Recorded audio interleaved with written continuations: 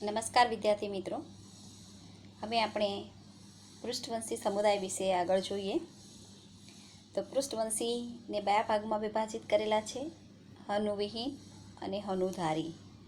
હનુવિહીન એટલે કે જડબાનો અભાવ હોય તેવા પ્રાણીઓ ચુષ્મુખા વર્ગમાં સમાવેશિત છે, અને હનુધારી ઉપરી વર્ગ છે. અને હનુધારી જે છે વિભાગ જે છે એને બે ઉપરી વર્ગ મત્સ્ય અને ચતુષ્પાદ એમ બે ઉપરી વર્ગમાં વિભાજિત કરેલા છે. મીન પક્ષો ધરાવે એટલે મત્સ્ય. એની અંદર આપણે બે વર્ગનો અભ્યાસ કરીશું, કાસ્તી મત્સ્ય અને અસ્થિ મત્સ્ય. જ્યારે ઉપાંગો ધરાવે એટલે કે ચતુષ્પાદ વર્ગ, ચતુષ્પાદ ઉપરી વર્ગ એના 4 વર્ગ છે, ઉભયજીવી, સરીસૃપ, વિહગ અને સસ્તન. તો હવે આપણે આ પ્રકરણની અંદર વારાફરતી આ બધા વિભાગ, ઉપરી વિભાગ અને વર્ગ વિશે જોઈશું. તેમાં સૌપ્રથમ આપણે જોઈએ પૃષ્ઠવંશી પ્રાણીઓ. તો પૃષ્ઠવંશી પ્રાણી જે છે એ પૃષ્ઠવંશી પ્રાણીઓની અંદર પુખ્તાવસ્થાએ મેરુદંડનું કરોડ સ્તંભમાં રૂપાંતરણ થઈ જાય છે. ગર્ભકાળ એટલે કે ગર્ભાવસ્થામાં હોય ત્યારે મેરુદંડ ધરાવે છે, અને પછી એ પુખ્તાવસ્થાએ આ મેરુદંડ એ કાસ્થિમય કે અસ્થિમય કરોડ સ્તંભમાં રૂપાંતરણ પામે છે, એટલે એને પૃષ્ઠવંશી પ્રાણીઓ તરીકે ઓળખવામાં આવે છે. આથી બધા પૃષ્ઠવંશીઓ એ મેરુદંડીઓ છે. બધા પૃષ્ઠવંશીઓ મેરુદંડીઓ છે, પરંતુ બધા મેરુદંડીઓ એ પૃષ્ઠવંશી નથી. કારણ કે આદિ મેરુદંડીમાં પૂંછડીમાં મેરુદંડ હોય. શીર્ષ મેરુદંડી જે છે એની અંદર સમગ્ર જીવનકાળ દરમિયાન મેરુદંડ જ શીર્ષથી પૂંછડી સુધી જોવા મળે છે. એનું કરોડસ્તંભમાં રૂપાંતરણ થતું નથી. એટલે બધા મેરુદંડીઓ એ પૃષ્ઠવંશીઓ નથી, પરંતુ બધા પૃષ્ઠવંશીઓ એ મેરુદંડીઓ છે. મેરુદંડીના પાયાના લક્ષણોની વાત કરીએ તો આ પ્રાણીઓ જે છે એ વક્ષ બાજુએ 2, 3 કે 4 કોટરયુક્ત સ્નાયુમય હૃદય ધરાવે છે. ઉત્સર્જન અને આશ્રુતિ નિયમન માટે મૂત્રપિંડ તથા જોડમાં પ્રચલન અંગો કે મીનપક્ષો અથવા ઉપાંગો હોય છે. બરાબર, પ્રચલન અંગો, મીનપક્ષો અથવા ઉપાંગ હોય છે, કારણ કે એની અંદર આપણે જુદા જુદા સમુદાય વર્ગના અને ઉપરી વર્ગના ભણવાના છે. જો અહીંયા પૃષ્ઠવંશીનું વર્ગીકરણ ઉપસમુદાયને નીચે પ્રમાણે વર્ગીકૃત કરવામાં આવ્યું છે. જો અહીંયા આપણે હમણાં ચાર્ટ જોયો તે જ છે કે ભાઈ ચુષ્મુખા વર્ગ એ હનુવિહીન વિભાગમાં આવે છે. હનુધારીમાં બે ઉપરી વર્ગ છે, મત્સ્ય જે મીનપક્ષ ધરાવે, અને ચતુષ્પાદ જે છે એ ઉપાંગો ધરાવે છે. તો આપણે હમણાં જોયું ને કે પૃષ્ઠવંશી ઉપસમુદાય જે છે એની અંદર કેટલાક પ્રાણીઓ જે છે એ પ્રચલન અંગો, કેટલાક મીન પક્ષો ધરાવે છે અને કેટલાક ઉપાંગો.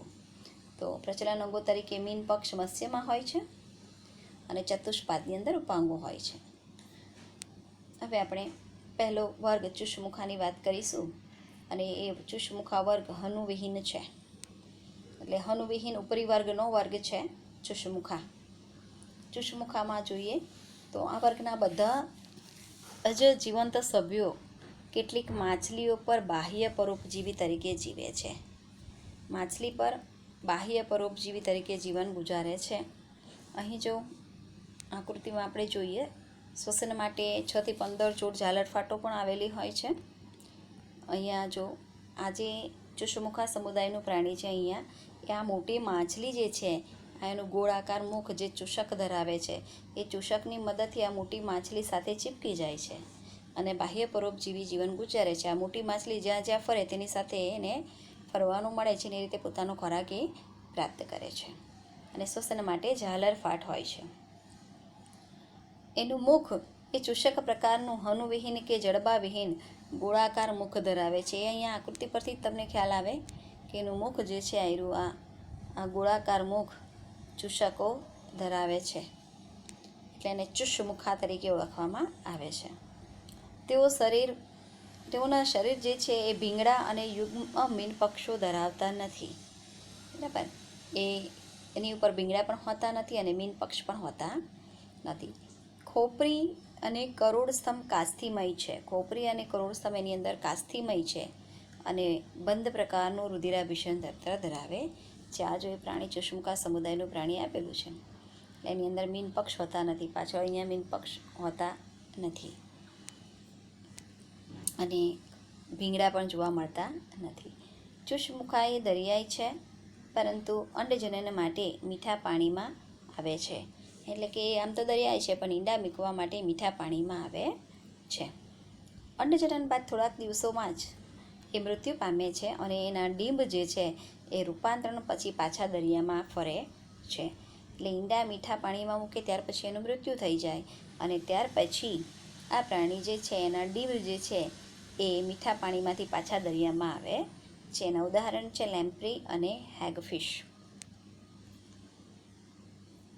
હવે આગળ આ જ સમુદાયમાં આપણે હનુધારીની વાત કરીશું. જડબા ધરાવે તે ઉપરી વર્ગ, એની અંદર મત્સ્યની વાત કરીશું. અને મત્સ્યમાં 2 પ્રકાર છે, કાસ્થિ મત્સ્ય અને અસ્થિ મત્સ્ય. એટલે પહેલું આપણે કાસ્થિ મત્સ્ય વિશે વાત કરીએ. તો કાસ્થિ મત્સ્ય સમુદાય જે છે વર્ગ જે છે કાસ્થિ મત્સ્ય, એ કાસ્થિ મત્સ્ય વર્ગના જે પ્રાણીઓ જે છે અહીં દર્શાવ્યા છે. આ બધા પ્રાણીઓ કાસ્થિ મત્સ્ય વર્ગના છે. એમાં આગળ જોઈએ, તેઓ ધારારેખીય રચના અને કાસ્થિમય અંતઃકંકાલ ધરાવતા દરિયાઈ પ્રાણીઓ છે. અને એનું જે મુખ જે છે એ વક્ષ બાજુએ સ્થિત હોય છે.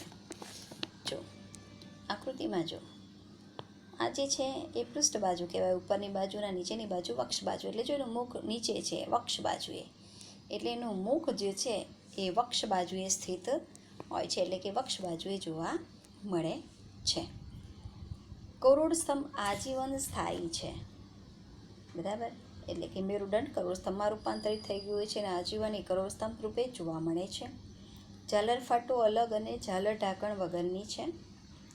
ત્વચા ચીકણી અને કઠણ તેમજ સૂક્ષ્મ પ્લેકોઇડ ભીંગડા ધરાવે છે. અહીં આકૃતિમાં જો એને પ્લેકોઇડ ભીંગડા દર્શાવ્યા છે. આયરા પ્લેકોઇડ ભીંગડા. અને એની અંદર ઝાલર જે છે, બરાબર, ઝાલર ફાટો ઝાલર ઢાંકણ વગરની એ પણ અહીં દર્શાવેલી છે. આયરા આ 1 2 3 4 જે છે એ ઝાલર ફાટો છે, જે ઝાલર ઢાંકણ વગરની જોવા મળે છે. દાંત એ પ્લેકોઇડ ભીંગડાનું રૂપાંતર છે. તેઓ પાછળની દિશામાં વળેલા હોય છે. જો અહીંયા ઝૂમ કરી એની આકૃતિ, કે દાંત જે છે એ બીજું કશું જ નથી, પ્લેકોઇડ ભીંગડાનું જ રૂપાંતરણ છે અને આમ પાછળની તરફ આમ અંદર વળેલા છે. આ રીતના આકૃતિમાં દેખાય જ છે. આગળ જોઈએ, તેઓ હનુધારી કે જડબાધારી છે. તેમના જડબા ખૂબ જ મજબૂત છે. એ પણ અહીં આકૃતિ પરથી જ ખબર પડે છે. હનુધારી આ જડબું, એનું ઉપલું જડબું, આ ઉપલું જડબું ને આ નીચલું જડબું, એટલે જડબાધારી પ્રાણીઓ છે. તેઓ અન્ય પ્રાણીઓના શિકાર પર નભનારા પ્રાણીઓ છે. પ્લવનાશય કે વાતાશયની ગેરહાજરી હોવાથી તેઓ ડૂબ્યા વગર સતત તરતા રહે છે. એટલે કે પ્લવનાશય કે વાતાશય એની અંદર હોતું નથી. આશય એટલે કે કોથળી જેવી રચના, અને પ્લવનાશય એટલે કે હવા ભરેલી કોથળી જેવી રચના. એની અંદર વાતાશય હોતી નથી, ગેરહાજર હોય છે. એટલે એઓ સતત તરતા રહે છે. એટલે કે જો એ તરતા ન રહે તો ડૂબી જાય, એટલે સતત જ એ તરતા રહેતા હોય છે. એમનું હૃદય દ્વિખંડી, એક કર્ણક અને એક ક્ષેપક ધરાવે છે. અહીં જો આકૃતિમાં વેન્ટ્રિકલ અને એટ્રિયમ, બરાબર. વેન્ટ્રિકલ એટલે કર્ણક અને આ એક ક્ષેપક, એટલે આ ક્ષેપક અને આ એક કર્ણક. એક કર્ણક અને ક્ષેપક એટલે હૃદય દ્વિખંડી છે. તેમાંના કેટલાક વીજ અંગો, દાખલા તરીકે ટોર્પિડો, અને કેટલાક ઝેરી ડંખ ધરાવે છે, જેમ કે ટ્રાયગોન. તેઓ શીત રુધિરવાળા, અસમતાપી, એટલે કે તેઓ તેમના શરીરના તાપમાનના નિયમનની ક્ષમતાનો અભાવ ધરાવે છે. એટલે અભાવ હોય છે, પોતાના શરીરના તાપમાનનું નિયમન કરી શકતા નથી. એટલે આવા પ્રાણીઓ જે છે એ પર્યાવરણના તાપમાનનો ફેરફાર જે છે એ ફેરફાર મુજબ પોતાના શરીરનું તાપમાન બદલી શકે છે. બરાબર, એટલે શરીરના તાપમાનના નિયમનની ક્ષમતાનો અભાવ હોય છે, એટલે કે એમના શરીરનું તાપમાન અચળ રાખી શકતા નથી. જેમ કે દેડકો શિયાળામાં શીત નિંદ્રા અને ઉનાળામાં ગ્રીષ્મ નિંદ્રા માણે છે, જ્યારે માનવી જે છે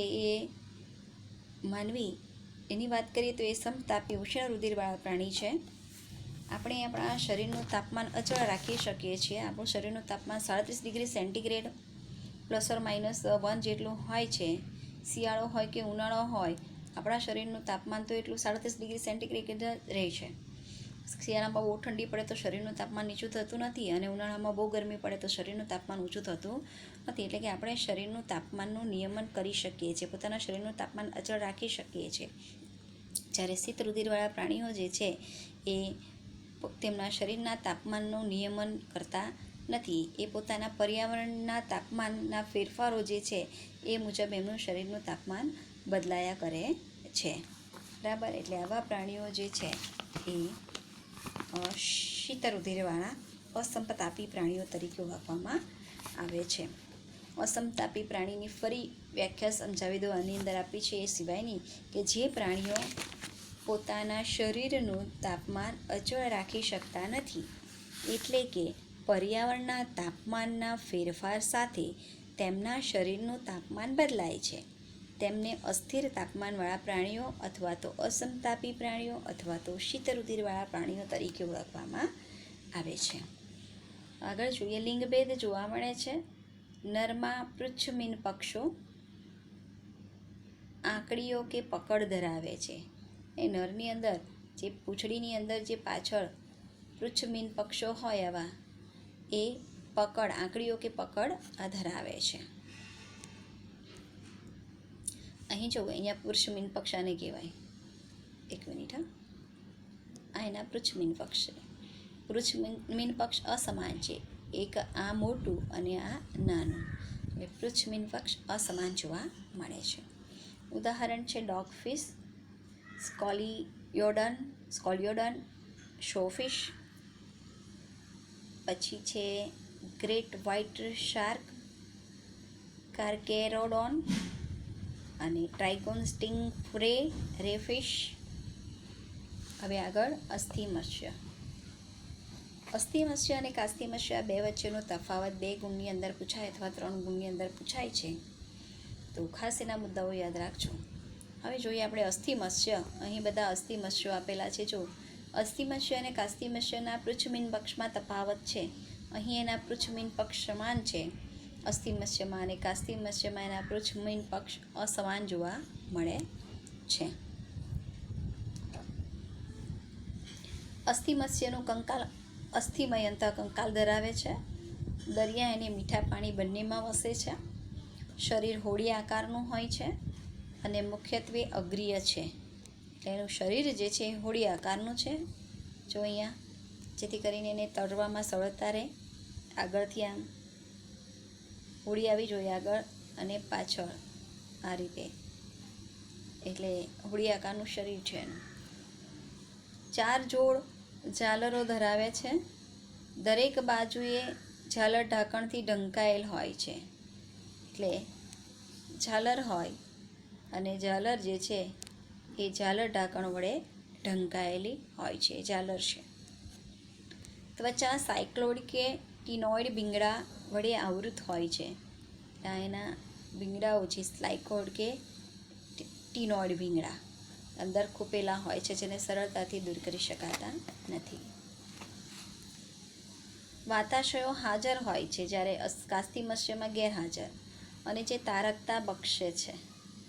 એટલે કે એ પાણીની અંદર સતત એને તરતા નથી રહેવું પડતું. વાતાશયોની હાજરીને કારણે એ થોડી વખત આરામ પણ કરી શકે છે. હૃદય દ્વિખંડી છે, શીત રુધિરવાળા પ્રાણીઓ છે અને લિંગભેદ જોવા મળે છે.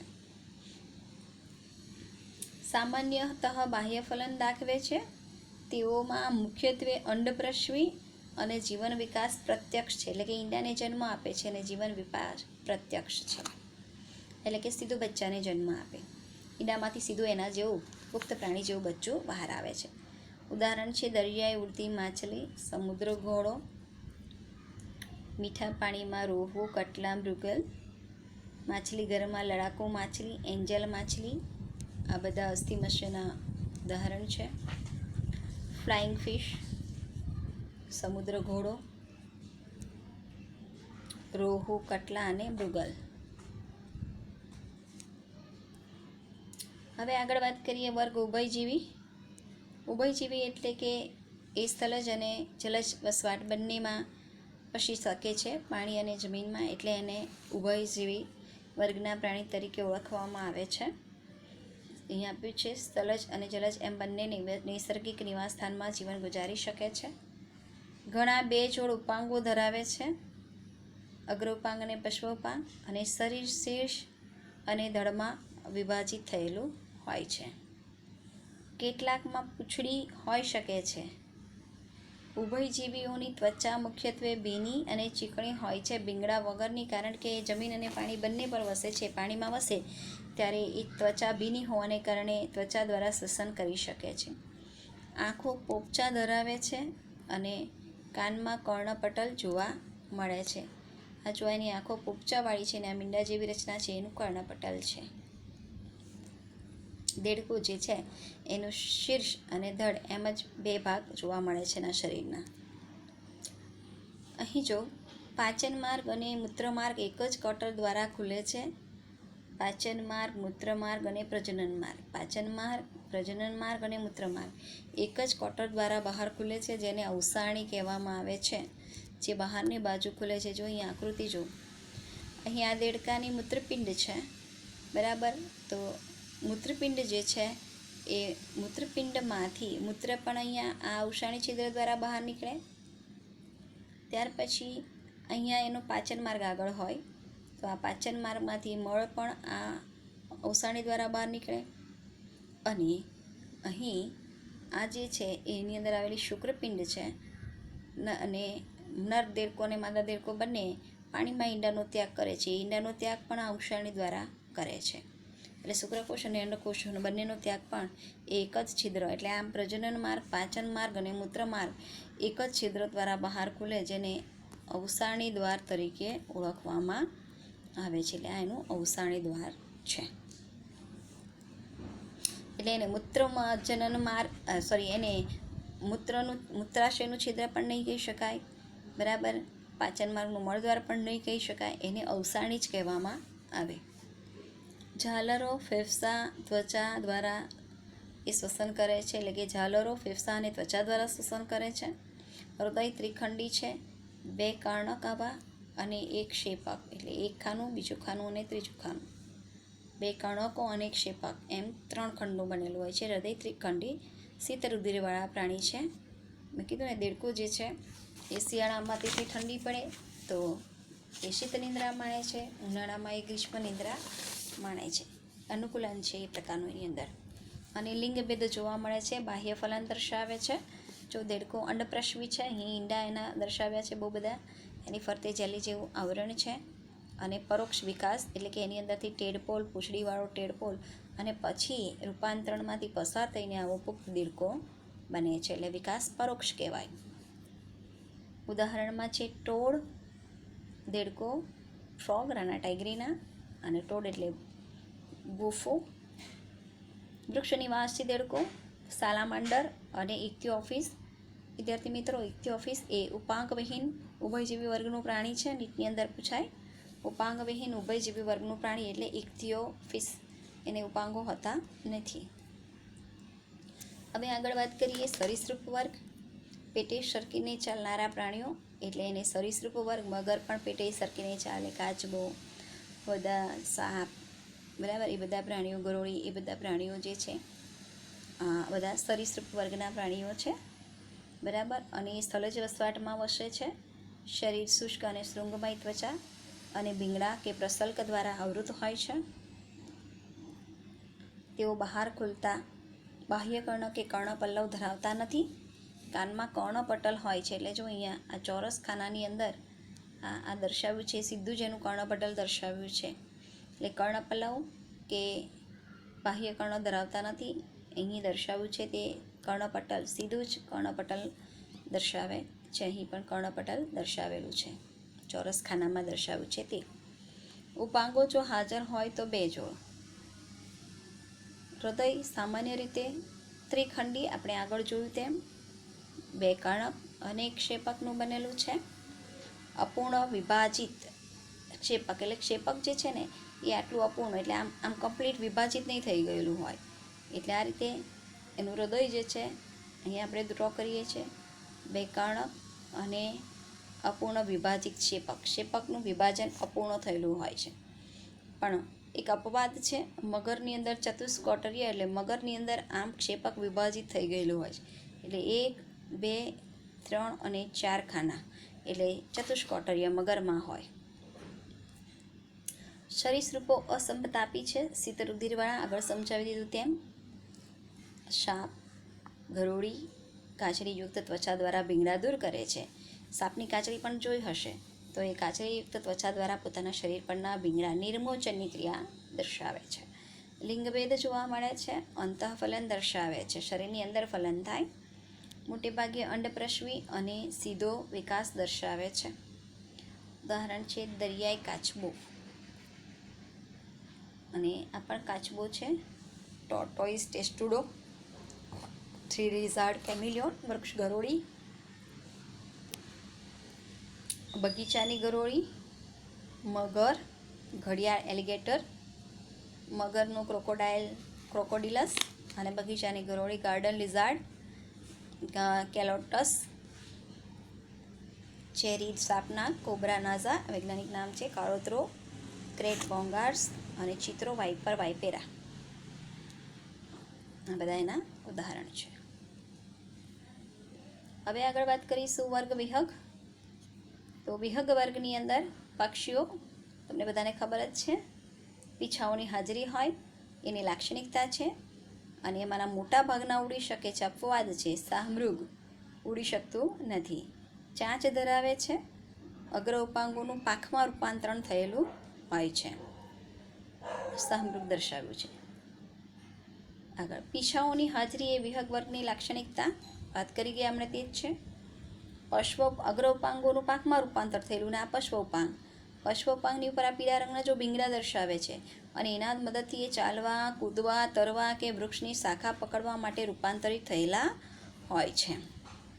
ત્વચા શુષ્ક અને પૂંછડીના તલભાગે તેલી ગ્રંથિ ધરાવે છે. એ સિવાય કોઈ પણ ગ્રંથિઓ એની અંદર જોવા મળતી નથી. એટલે પૂંછડીના તલભાગે તેલ ગ્રંથિ જોવા મળે, એ સિવાય બીજી કોઈ ગ્રંથિ એની અંદર હોતી નથી. અંતઃકંકાલ સંપૂર્ણ રીતે અસ્થિભૂત લાંબા અસ્થિઓ વાતકોટરયુક્ત પોલા, એટલે કે વિહગ વર્ગના પક્ષીઓના હાડકાં જે છે એ પોલા કોટર ધરાવે છે, પોલાણ વાતાવકાશો ધરાવે છે. અને જેથી એના હાડકાનું વજન ઓછું હોય ને એના શરીરનું વજન પણ ઓછું, એટલે એને ઉડવા માટે અનુકૂળતા પ્રાપ્ત થઈ શકે. પક્ષીઓનો પાચન માર્ગ એ અન્ન સંગ્રહાશય, ક્રોપ અને પેશની, એટલે કે ગિઝાર્ડ. અહીં જો આ અન્ન સંગ્રહાશય અને આ પેશણી એટલે કે ગિઝાર્ડ જેવા વધારાના કોટરો ધરાવે છે. આકૃતિમાં દર્શાવેલું છે. ક્રોપ એટલે કે પેશણી ફૂલેલી જોવા મળે છે, અને ગિઝાર્ડ ક્રોપ એટલે કે અન્ન સંગ્રહાશય, ક્રોપ એટલે કે અન્ન સંગ્રહાશય, અને ગિઝાર્ડ એટલે કે પેશણી, બંને જો ફૂલેલી રચના છે. પેશણીની મદદથી ખોરાકનો બારીક ભૂક્કો કરે છે. હૃદય સંપૂર્ણ રીતે ચતુષ્કોટરીય છે. ઉષ્ણ રુધિરવાળા પ્રાણીઓ છે.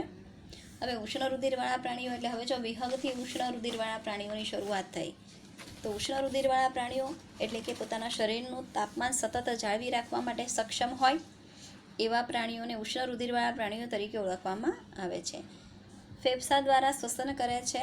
વાતાશયો ફેફસાની સાથે સંકળાયેલા હોય છે અને જે શ્વસનમાં પૂરક બને છે.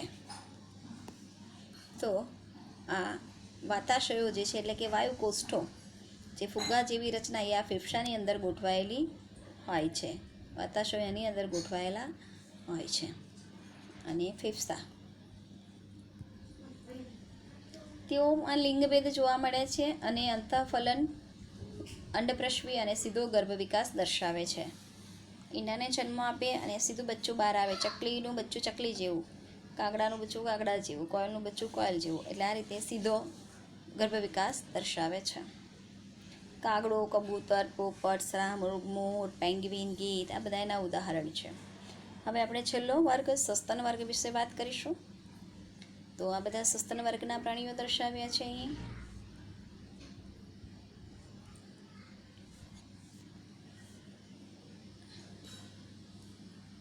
તેઓ વિવિધ નિવાસસ્થાનોમાં જોવા મળે છે, જેમ કે ધ્રુવ પ્રદેશ પર, રણમાં, પર્વત પર, જંગલમાં, તૃણભૂમિમાં, અંધારી ગુફાઓમાં. આ ચામાકચીડિયું નિશાચર પ્રાણી છે, રાત્રે જોવા મળે. તેમાંના કેટલાક ઉડવા કે પાણીમાં જીવન ગુજારવા માટે અનુકૂલિત થયેલા હોય છે. ચામાચીડિયું ઉડી શકે છે અને વેલ માછલી એ પાણીમાં પોતાનું જીવન ગુજારે છે. દૂધનો સ્રાવ કરતી ગ્રંથિ સ્તન ગ્રંથિ ધરાવતા હોવાને કારણે તેને સસ્તન સમુદાય તરીકે ઓળખવામાં આવે છે, જેના દ્વારા શિશુને પોષણ મળે છે. તેઓ ચાલવા, દોડવા, આરોહણ કરવા, દરમાં ઘૂસવા, તરવા, ઉડવા માટે અનુકૂલિત થયેલા 2 જોડ ઉપાંગો ધરાવે છે. અને સસ્તન સમુદાયના પ્રાણીઓની ત્વચા વાળી એટલે કે રૂંવાટી ધરાવે છે. બાહ્ય કર્ણમાં કર્ણપલ્લવની હાજરી. આપણો કાન બહારથી દેખાય તે બાહ્ય કર્ણપલ્લવ જોવા મળે છે. જડબામાં વિવિધ પ્રકારના દાંતની હાજરી જોવા મળે છે અને હૃદય ચતુષ્ખંડી, 2 કર્ણક અને 2 ક્ષેપક. તેઓ સમતાપી પ્રાણીઓ છે. સમતાપી એટલે વાત કરીને, સમતાપી એટલે ઉષ્ણ રુધિરવાળા પ્રાણીઓ શરીરનું તાપમાન સતત જાળવી રાખવા સક્ષમ હોય છે. આપણા શરીરનું તાપમાન દરેક ઋતુની અંદર ફેરફાર થાય છતાં પણ શરીરના તાપમાનમાં ફેરફાર થતો નથી. આપણું શરીરનું તાપમાન અચળ હોય એટલે સમતાપી પ્રાણી. લિંગભેદ જોવા મળે છે. અંતઃફલન દર્શાવે છે. થોડાક અપવાદ સાથે અપત્ય પ્રસવી અને વિકાસ સીધો. બરાબર. અપત્ય પ્રસવી એટલે કે બચ્ચાને જન્મ આપે, સીધા બચ્ચાને જન્મ આપે તેને અપત્ય પ્રસવી તરીકે ઓળખવામાં આવે છે. હવે આગળ ઉદાહરણોમાં અંડપ્રસવી પ્રાણી બતકચાચ અંડપ્રસવી છે અને અપત્ય પ્રસવીની અંદર કાંગારૂ, ચામાચીડિયું, ઊંટ, વાનર, ઉંદર વગેરેનો સમાવેશ થાય છે. કૂતરો, બિલાડી, હાથી, ઘોડો, ડોલ્ફિન, બ્લુ વ્હેલ, વાઘ, સિંહ વગેરેના ઉદાહરણ છે. હવે પરીક્ષાલક્ષી તૈયારી માટેના કેટલાક ખાસ મુદ્દાઓ જોઈએ. તો કોષસ્તરીય દેહરચના એટલે કોષસ્તરીય દેહરચના ક્યાં જોવા મળે? તો કે સછિદ્ર સમુદાયના પ્રાણીઓ બહુકોષી હોવા છતાં પણ એ દેહધાર્મિક રીતે એક કોષી છે. આપણે ભણી ગયા. બહુકોષી સંરચના હોવા છતાં પણ એની અંદર પેશીસ્તરીય આયોજન જોવા મળતું નથી, કોષસ્તરીય આયોજન જોવા મળે છે, એટલે સછિદ્ર સમુદાય. અને પેશીસ્તરીય દૈહિક આયોજન કોષ્ઠાંત્રી સમુદાયથી શરૂઆત થાય. દ્વિગર્ભસ્તરીમાં કોષ્ઠાંત્રી અને ટીનોફોરાનો સમાવેશ થાય છે. અને સૌપ્રથમ ત્રિગર્ભસ્તરીની અંદર પૃથુકૃમિ સમુદાયના પ્રાણીઓ છે. અંગસ્તરીય આયોજન પૃથુકૃમિ સમુદાય. સૌપ્રથમ અંગસ્તરીય આયોજન પૃથુકૃમિ સમુદાયમાં. સૌપ્રથમ સંપૂર્ણ પાચન માર્ગ સૂત્રકૃમિ સમુદાયથી શરૂઆત થાય. કેશ તંતુયુક્ત કોષોનો અભાવ સૂત્રકૃમિ સમુદાયમાં જોવા મળે છે. અને સૌપ્રથમ સત્ય દેહકોષ્ઠ એટલે કે સાચો દેહકોષ્ઠ નુપુરક સમુદાયની અંદર જોવા મળે છે. અને અરીય સંરચના કોષ્ઠાંત્રી, ટીનોફોરા અને શૂળત્વચી સમુદાય એ અરીય સંરચના ધરાવે છે. રેત્રિકા અને નેત્રિકા શબ્દભેદ સમજાવવું પૂછાય છે. તો મૃદુકાય સમુદાયની અંદર રેત્રિકા કરવત જેવી દંત જેવી રચના છે મૃદુકાય સમુદાયની અંદર, જ્યારે નેત્રિકા જે છે એ સંધિપાત સમુદાયની અંદર જોવા મળે છે. તો સંધિપાત સમુદાયની અંદર જોવા મળતી નેત્રિકા જે છે એ આંખની અંદર જોવા મળે છે. વંદાની આંખ જે છે એ આંખની વાત કરીએ તો આંખની અંદર રેત્રિકા આવેલી હોય છે અને જેની મદદથી એ મોઝેક દ્રષ્ટિ એટલે એની જોવાની દ્રષ્ટિ જે છે એ મોઝેક પ્રકારની જોવા મળે છે. મોઝેક ચિત્ર જોવા મળે છે. એટલે કે મુખ કરવત જેવું અંગ ધરાવે તેને રેત્રિકા, મુખ જે છે એ કરવત જેવું અંગ ધરાવે તેને રેત્રિકા જે મૃદુકાય સમુદાયમાં, જ્યારે નેત્રિકા એ સંધિપાત સમુદાયના પ્રાણીઓ જે છે કીટકો છે એની આંખની અંદર જોવા મળે છે. 2000 જેટલી સંધિપાત સમુદાયના અંદર દેડકાની અંદર નેત્રિકા આવેલી હોય છે અને જેના કારણે એની જોવાની દ્રષ્ટિ મોઝેક દ્રષ્ટિ કહેવાય. એટલે કે ચિત્રો એક જ ચિત્ર હોય પણ એની ઘણા બધા પ્રતિબિંબો એને જોવા મળે. મેરુદંડનું વિભેદન મધ્ય ગર્ભસ્તરમાંથી થાય છે હંમેશા. અને લિંગભેદનો અભાવ તો કે પૃથુકૃમિ અને નુપુરક અળસિયું ઉભયલિંગી પ્રાણી છે અને પૃથુકૃમિ પણ ઉભયલિંગી પ્રાણી છે, એટલે કે નર અને માદા અલગ અલગ હોતા નથી, એકમાં જ હોય છે. સૌપ્રથમ મધ્યકર્ણ ઉભયજીવી વર્ગથી શરૂઆત થાય અને સૌપ્રથમ બાહ્યકર્ણ સરીસૃપ વર્ગના સમુદાયથી શરૂઆત થાય છે. અપવાદોની વાત કરીએ તો મગર સરીસૃપ છતાં ચતુષ્ખંડી હૃદય ધરાવે છે અને મૃદુકાયમાં ખુલ્લું પરિવહન તંત્ર છતાં શીર્ષપાદીઓમાં બંધ પરિવહન તંત્ર જોવા મળે છે. શાહમૃગ, ઈમુ, કીવી ઉડી ન શકતા પક્ષીઓ છે. આ બધા અપવાદો છે. તો અહીં આપણું આ પ્રકરણ પૂર્ણ થાય છે, પ્રાણી વર્ગીકરણ. મિત્રો, એનો ચાર્ટ બનાવી એની દરેક સમુદાયની વિશેષતાઓ ખૂબ યાદ રાખવી જરૂરી છે, જેથી કરીને તમને ટૂંકા પ્રશ્નો, MCQ પ્રકારના પ્રશ્નો આવડી શકે અને નીટની અંદર પણ આમાંથી પ્રશ્નો પૂછાય તો આવડી શકે. એટલે દરેક ઉદ્વિકાસની દ્રષ્ટિએ પહેલો સમુદાય સછિદ્ર અને છેલ્લો સમુદાય સસ્તન, એટલે આ બધા જ સમુદાય લાઇનમાં યાદ રહેવા જોઈએ. ઉતરતી કક્ષામાં અથવા તો ચડતી કક્ષામાં ગોઠો સમુદાયની એ રીતના પણ પ્રશ્નો પૂછાય, એટલે દરેક રીતે પૂછાય તો આવડવા જોઈએ. આવજો.